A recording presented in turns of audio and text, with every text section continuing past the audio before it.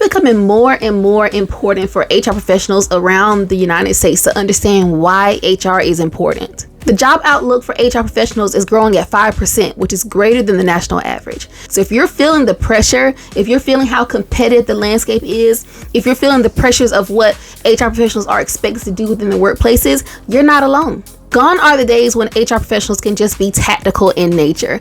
We have to understand why HR is important to not just what we do and not just what our employees need, but how can we help to drive business success? That's what we're going to talk about today. As we get out of the transactional work, we have to be more transformational in the work that we do and the impact that we have. And a lot of that starts with building our business knowledge, our business acumen. Understanding the HR side of things is a non-negotiable. If you are still struggling with understanding what your HR day looks like and what you need to focus on moving from month to month and year to year, I've got resources and tools to help you with that. But going beyond that, you've got to find ways to build your business knowledge and build your business acumen. Go beyond finding ways to hire the right people and find ways to retain your employees instead. Go beyond what does it take to get your benefits in line or get your benefits into the hands of your employees, but figure out what kind of strategy do you want to put together so that your employees are holistically taken care of from a wellness perspective. Again, we have to get out of just the check the box items. We have to be more transformational in the work that we do to be more impactful. As I talk with HR professionals from around the world, not just in the United States, but from around the world, there are so many HR professionals who are aspiring to get into the industry. And so for those of us who are already in HR right now, while we're in our roles, we can't get comfortable. We have to understand that there's always room to grow. There's always room to know more and to do more and to make better impact. There are so many ways that you can build this business knowledge. That can be sitting into meetings where you don't typically listen to, or aligning with your senior leader or your CEO to understand what is the strategic direction of the organization.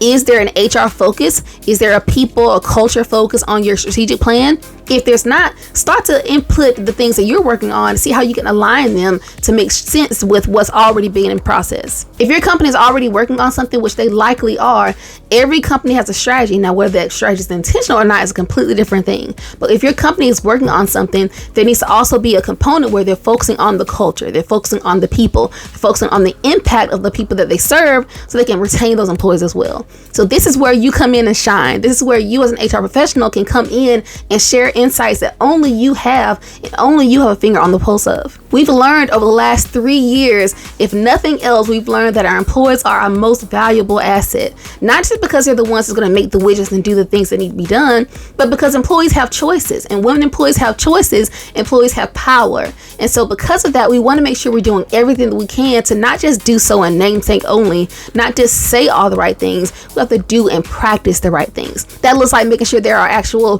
processes and procedures in place that are consistent, that are in compliance, that you're setting precedent, that you don't mind backing up if you have another person in a similarly situated situation.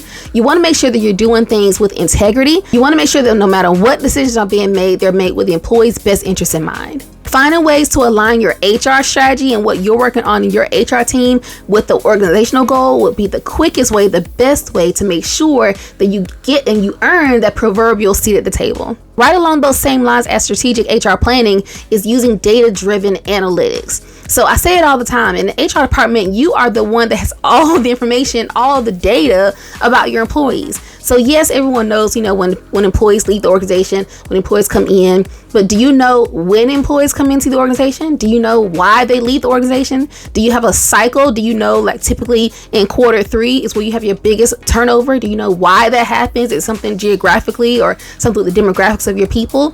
And that's just the tip of the iceberg when it comes to just your people analytics. But you have all the data and you have all the opportunities to gain data from understanding what employees are valuing, understanding what employees desire when it comes from career pathing and career development, expectations and things of their managers also. So understand that when it comes to making decisions in HR, we're not making fluffy decisions. We're not making decisions that only feel good to us or feel good to the people that we lead. We're making decisions based on data.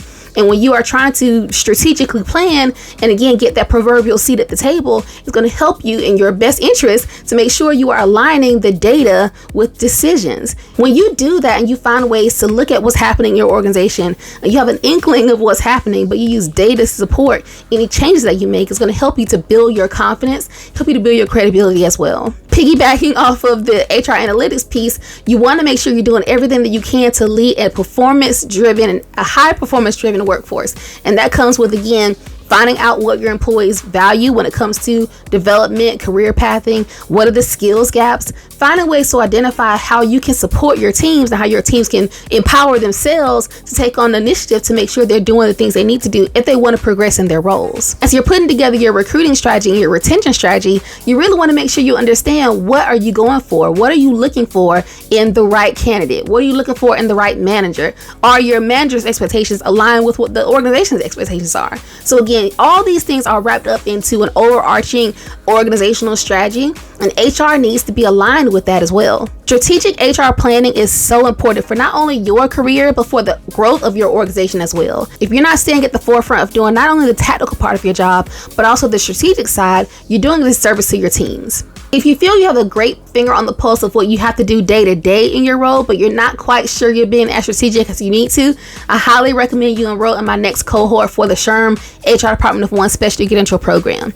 I'm running that program in a few months, so you can click the link in the description box to learn more about that. I facilitate this program as a SHRM instructor, and it's my highest recommendation for HR professionals at all levels, whether you're a solo HR team or you're an aspiring HR leader, because it helps you to not only understand what you have to do day to day, but it helps you expand your knowledge to make sure you're focusing on the right things. So for me, I grew up in the HR industry as an HR Department of One. So I started as an intern, and then eventually I became an HR Department of One. And I would call that experience trial by fire. I was looking for something that what this program includes, where I was like, okay, what do I need to do? How do I know I'm on the right path? And I did a lot of just piecemealing things together. I went to YouTube University. I went to all the seminars, all the workshops. I got all the books, and I was able to piece it all together. And I saw a lot of success in my career, growing my career from unpaid intern to executive leadership in less than 15 years.